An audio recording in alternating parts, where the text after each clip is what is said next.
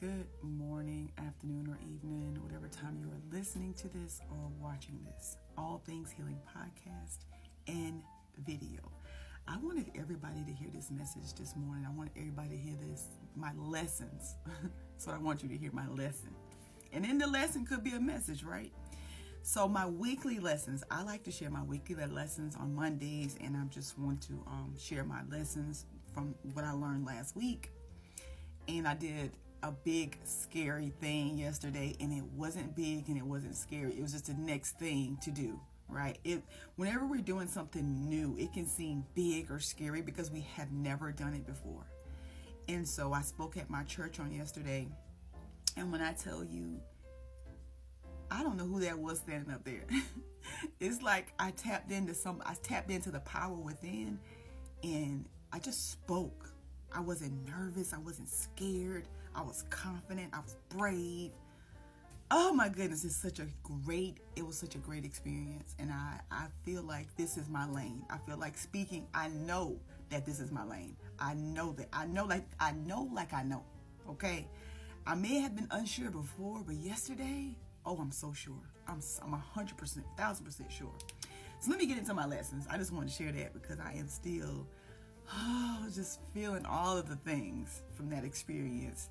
It was a brand new experience, and I thought it was going to be scary. I thought I couldn't do it, but I had to keep talking to myself. I had to keep encouraging myself because those negative thoughts will continue to come up. I was waking up like 3 or 4 o'clock in the morning, and I said, well, I'm not going to worry about it. I'm not going to think about it. I prayed, went back to sleep. I gave it to God and went back to sleep. Any of us both be up, right? Gave it to him, went back to sleep. And it turned out the way it turned out. Okay? Grateful and thankful. Number 1, doing something new can be scary. Nevertheless, you must encourage yourself. That was my number 1 lesson. Number 2, when you find yourself overthinking, repeat scriptures or affirmations to calm your nerves, to stop the overthinking. So each time the overthinking was coming up, I had to counteract it. I had to give it an uppercut. I had to counteract it with scripture. I had to counteract it with affirmations. So anytime that you find yourself overthinking, maybe start writing out everything that you're thinking about, right? Just to get it out of your head. And also have some scriptures and some affirmations to pull on just to ground you. Okay? Number 3, emotions can be in the car. Nevertheless, don't let them drive. Yesterday, as I was sitting there, waiting for my time to talk, I started feeling all kind of emotions, and I had to keep telling myself, emotions can be in the car. Nevertheless, they cannot drive. It's okay that you're in the car, but you're gonna get in the back seat today, because we're gonna say what we have to say. We're gonna get through this without having the ugly cry where you can't talk. Not doing that today. Not available for that today. Okay, you know what you came here to do. Okay, you have to get through that. That's what you got to do. I had to keep talking to myself, because those emotions. Here's the thing about emotions. You hear things, you see things, people are encouraging me, and there's songs being sang and sung, and I was just like thinking, I was feeling all of the things. I was real quiet. I didn't do a whole lot of talking to people. They were encouraging me, and I was very receptive of that. But when it came to me doing talking in that moment, I kept it to a minimum, because I wanted to stay focused. I wanted to make sure that my emotions were not driving my car. Okay, very important. A lot of times you can tell when somebody's emotions are driving the car. And when you're emotional, if you always allow your emotions to drive the car, you may end up in an accident, right? Because those emotions just going all over the place. They don't have any, they just hear stuff, and now they're just reactive. So you have to make sure that you are in control of that. Okay, the emotions can be in the car. You know what? You're mad, you're pissed off. Okay, that's all fine and valid. But don't act on that, right? Don't retaliate. Don't, you got to take time out to gather everything, to get everything back together, okay? If that means going outside, taking a walk, if that means maybe punching a pillow or something, or screaming into a pillow, whatever you got to do that. All right, number 4, unhealthy connections with achievements.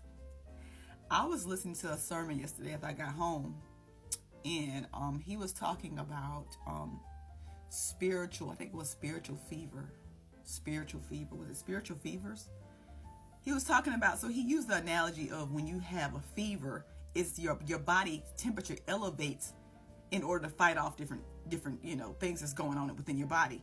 And he also used it in the analogy of our attitudes.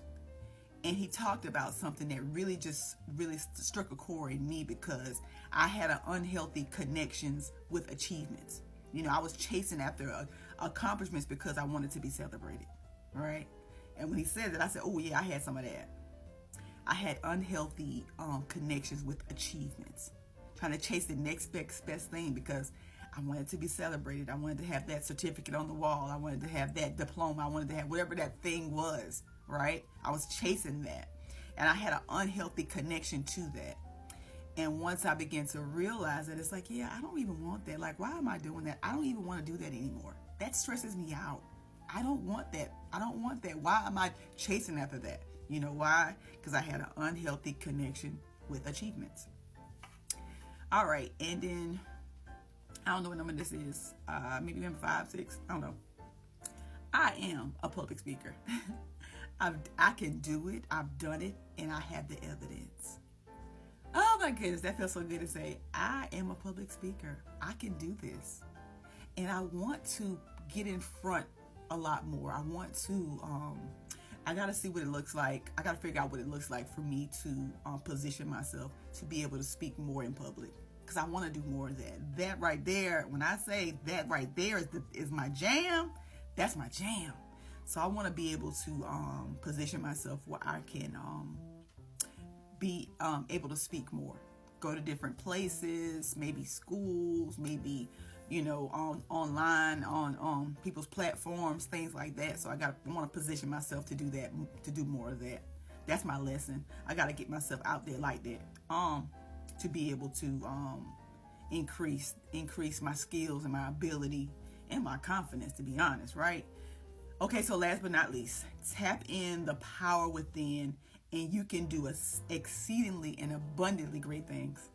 When you tap into the power within, you can do exceedingly and abundantly great things. When I tell you I tapped in, I tapped in. And I also have been practicing. I had my notes. I knew what I was going to say because he gave it to me to say it. And I knew what I was going to say. I was confident in that. I was confident in just being present in the moment. Not letting my emotions take over, not worrying about what anybody says or thinks. Like, I was just focused. Certain conversations, I was like, yeah, I don't want to have this conversation right now. I'm not doing that right now with you. Like, I'm not. I got to stay focused. And we can talk about this after I get done. But right now, I must stay focused. So you have to tap in within. There is something inside of you, I'm telling you, because I didn't know this person was inside of me. I knew I had been practicing. I knew I had been doing the work behind the scenes, right? And I knew that I had it in me. I just didn't know what it was going to look like when it came out. And so I was able to tap into the power within, and I did exceedingly and abundantly great things. Yesterday was it was confirmation for me that I am on the right path, that I am doing what I have been called to do. That's what happened within myself yesterday.